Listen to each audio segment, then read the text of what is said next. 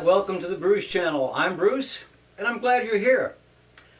I think we've got some very interesting things today, and some of it at least is like nothing else that's ever come before.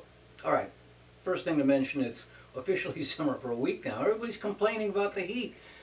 Not long ago, we were complaining about the cold. You know, we are a rather strange species, you know. Anyway, first thing, we're going to revisit the shooting in Charleston, South Carolina, which I could only touch on last week, and I'm not going to belabor it. We've pretty much learned what went down, and it appears the accused, Dylann Roof, was a ne'er-do-well. And on social media, he'd written a racist manifesto in which he said blacks were taking over the country. It sounds very much as though he blamed his own lack of any meaningful success because others had success, as though it's a capital sum, and there's only so much to go around, and they stole his. It's pretty ugly. But what's really hard to understand is why it's so hard for some people to understand and say that it is simply racist, as columnist Leonard Pitts pointed out. South Carolina Governor Nikki Haley said, "We'll never understand what motivates something like this." Or Glenn Beck said, "I don't know why the shooter shot people. He might shoot people because he's a racist, or he might have shot people because he's an anarchist." Come on. The alleged shooter, Dylann Roof, said both at the scene and on social media that it was because they were black. And there just isn't any denying that, or that it was racially motivated. At any rate, out of the darkness comes at least this bit of goodness. There was no rioting, no calls for retribution, and most amazing of all, the friends and family of the victims told him they forgave him and would pray for him. Now I think everyone, Christian or not, has to conclude that is one of the most genuinely Christian of actions. It's very easy for any of us to react in anger, especially something so dastardly, and especially when it's in such a recent past, and your anger has yet to dissipate. So I'm impressed. And of course, the newest controversy to arise from all of this is now over the Confederate flag. Roof had several pictures of himself with said flag. So Walmart has removed all merchandise with the Confederate flag. NASCAR, which was born and bred in the South, is doing likewise. South Carolina Governor Haley has called for the state legislature to authorize the flag's removal from the Capitol. Now there are those who hate that. There are those who applaud that. But I wonder if either side will even attempt to understand the other's point of view, because that would be nice if it happened. All right, here's a few notes, new notes, vis-a-vis the Republican clown bus. Not unexpectedly, Louisiana Governor Bobby Jindal announced on Wednesday that he was officially entering the race for the Republican presidential nomination. New Jersey Governor Chris Christie's office has said he's planning to announce next week. And that ought to prove interesting. I don't think he can win. 4 years ago they were, wasn't it 4, maybe 8, they were begging for him to enter the race, but after Bridgegate, I think he has no chance. Now, he can be a bully too, and now people outside of New Jersey have seen that. You've got to have bare knuckles and a tough hide in politics, but you don't necessarily want the voters to see that. In 1960, John Kennedy had the requisite bare knuckles and a tough hide, but nobody on the outside saw that. The inside game was left to Brother Bobby. He was the bad cop. Anyway, it should prove interesting, especially when the debates come along. He's liable to land a few good body punches to the other members. Oh, if they get his anger peaked, that could be interesting too. And Donald Trump has already made headlines. Now, it's true, as a businessman, he can say anything he wants. He can call people's names. In this case, it was Hispanics. But a politician can't do that. And if he ever won, it's impossible. You know, I mean, imagine, though, if he did, he would discover that foreign heads of state do what they deem best for themselves and their countries. They don't take orders from him. And unlike in his businesses, he can't simply fire them. Well, seems to me one pretty well-known Republican member of the House once said, although it is true, he said this long before he ever considered running for office, the beat goes on.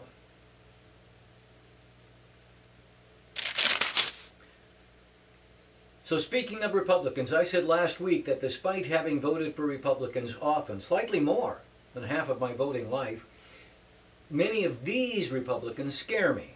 In 2008, I found it fascinating, absolutely fascinating, that of the Republican field, the candidate I thought most of was John McCain. Why did I like him? Because so often, well, maybe not often, but sometimes he parted company with Republican doctrine. He did what he genuinely thought was best, including sometimes partnering with a Democrat. Imagine that. He was a blasphemer. They called him a maverick. And he was assailed by, all right, he's an idiot, Rush Limbaugh. But he was assailed because he sometimes thought there might be good in somebody else's idea. I might have voted for him. I did have reservations about things like Bam Bam Bam Bam Bam Baran, but at the time I really just took the needed play to the base. But for me, he took himself out of it when he picked Sarah Palin. Now, with a terrible recession, 8 years of a Republican in the White House, weariness with the war, he had almost no chance to win, and he knew that. So he threw a Hail Mary, choosing a woman in the hope of picking up some additional votes from women who might otherwise vote Democratic. I understand that. But Palin? I mean, there still are plenty of experienced and smart Republican women he could have chosen, but he didn't. Oh well. Some say vice presidential pick isn't that important. Well, most years that may be true, but when the head of the ticket is 72 years old, then the beat becomes statistically very important. All right, it's Thursday. As I record this, there is still no decision from SCOTUS re same-sex marriage. However, they did announce today a very big decision. And for the second time, they upheld the Affordable Care Act. This time, it was the subsidies that were at stake. Now, it strikes me as pathetic. And again, it's why so many of today's Republicans are scary. Rather than say, well, I don't like it, but I guess it's settled, now they're again attacking. And this time they're attacking the Republican who seems most reasonable. Yeah, the Chief Justice of the United States Supreme Court. Chief Justice Roberts is again taking heat. He is a Republican. He was appointed by George W. Bush, and in 2012 he angered the extreme right by upholding Obamacare. At the time, Glenn Beck called him a coward, and I really don't understand that. I think he's got it backwards. When you do what's expected and you side with your friends, that's not being brave. It's when you do the unexpected and go with the other side. That's bravery, not cowardice. Anyway, this all goes to my often stated point about listening. You might find it hard to believe, depending on whom you listen to, but you know, everything the president proposes isn't bad, nor is everything he proposes good. Everything John Boehner says isn't bad, nor is it all good. But all that seems lost on most politicians and the talking heads. Justice Roberts seems to be a man whom I could vote for because he doesn't seem to be an ideologue. Instead, he seems to be a man who listens, considers, and reaches a conclusion. Of course, I'll never be able to vote for him because he's not running for office. He is Chief Justice, and that is a lifetime appointment. All right, several weeks ago, I spoke of a mysterious disappearance that we would talk about. It is one that has puzzled me for years. All right, it's not on a scale equal to saving the honeybees. It is nevertheless distressing. I suspect millennials won't even know what I'm talking about. But for a good while now, I pondered the disappearance of Roquefort salad dressing. Go ahead, look on the grocery stores. There's no Roquefort. If you're at a restaurant, even a very high scale, expensive one, and you ask for Roquefort dressing, they'll tell you, well, we don't have that. We do have blue cheese. That was not always the case. I like blue cheese. All things being equal, if there were available choices of Italian, creamy Italian, Russian, French, ranch, blue cheese, Roquefort, Thousand Island, and whatever else, I might sometimes choose blue cheese, or Russian, French. But sometimes I choose Roquefort, and it is not the same as blue cheese. So why did it disappear? I wondered. I didn't know. Did a little bit of research, and the answer will surprise you. Now, I could make this a very long story. There are 1,000 threads to pull on, and many layers of nuance, but I will distill it instead. First, this background. There has always been trade issues between nations, protective tariffs, product dumping, balance of trade. Economists and trade negotiators live for this stuff, and that's nothing new. It's been decades, hundreds of years even. So how is Roquefort involved? 9/11. 9/11. The Bush administration went after bin Laden in Afghanistan, and of course we know they then expanded the war into Iraq, where the implications of that invasion are still muddy and bloody and deadly and ugly. ISIS, you know. We didn't want to go in alone, so we had to form a coalition. But it was a puny coalition, especially when compared to what the first President Bush assembled for the Gulf War in '91. But for the second President Bush's invasion, who was among the holdouts? France, our oldest ally. And they wouldn't go along. In fact, they strongly and publicly criticized us. I've said before, I was opposed to going into Iraq because the UN inspectors were there on the ground and they were allowed access where previously forbidden. But France opposed us. So our government became angry with France. I mean, how dare they? You probably remember in the dining areas for the House and the Senate, French fries got renamed Freedom Fries. Oh yeah, cross us, will you? Freedom Fries. So there, take that. Sometimes the world laughs at us. Sometimes the world should. But we also impose some tariffs. In the case of Roquefort cheese, which is what you need to make Roquefort dressing, and only comes from France, the tariff went up by 200%, I think, and it was actually supposed to go up at one time to 300%, and that killed the market. Although the tariff has been lowered somewhat, it seems that our cheese importers have decided it is still too costly. So join me in this, won't you? If you're younger and don't know what it is, you don't know what you're missing. But join me. Bring back Roquefort. Bring back Roquefort. Come on. Bring back Roquefort. Bring back Roquefort. Hey, let me tell you about my book, Shrink. Or wait, I can let others do it.